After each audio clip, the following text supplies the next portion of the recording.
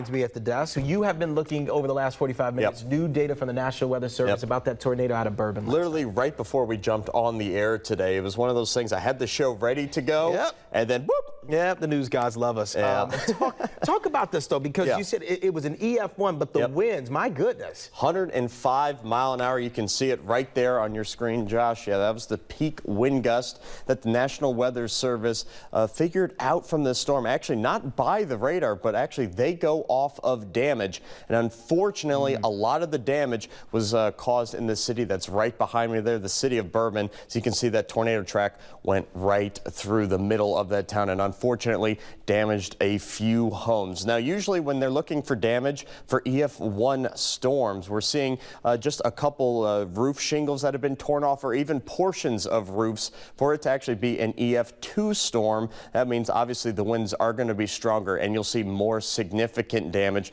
like just maybe a house without a roof on it at all. So thankfully it was only an EF1 storm and not an EF2 storm. But again, just a sad and scary night last night for Michiana. For tonight, not going to be dealing with any sort of severe weather. On the flip side, just going to be dealing with rather light rain chances that are starting to build up, especially in our southern communities. As I zoom the radar back out, we can see there is a nice slug of rain that is starting to move up into portions of southern Michiana and into areas of Fort Wayne. But again, nothing major to write home about. Now, there is an active warning out right now, and it's not severe. It's actually a flood warning for areas of the Elkhart River that is actually starting to flood just because of the excessive rainfall that we saw yesterday. I mean, my goodness, areas, especially in this portion of Indiana, saw right around 2.5 inches of rain. And actually this weekend, we look to even build on that as well. Here's a look at tomorrow's forecast.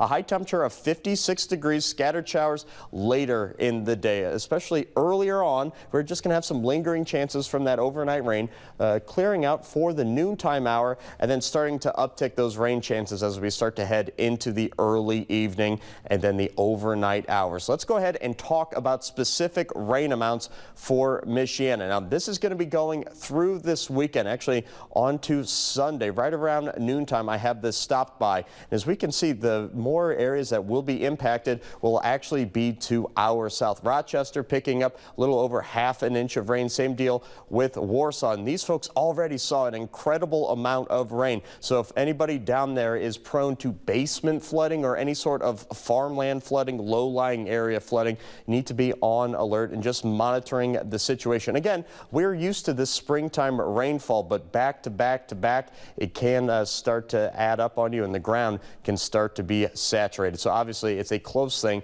that we're going to be keeping our eye on come this weekend. Next weather hit that I'll have, we'll bring up the 10-day forecast, talk about the big cool down that we have in store for next week. And unfortunately, yeah, we are going to be talking about snowflakes as well. Did you say snowflakes?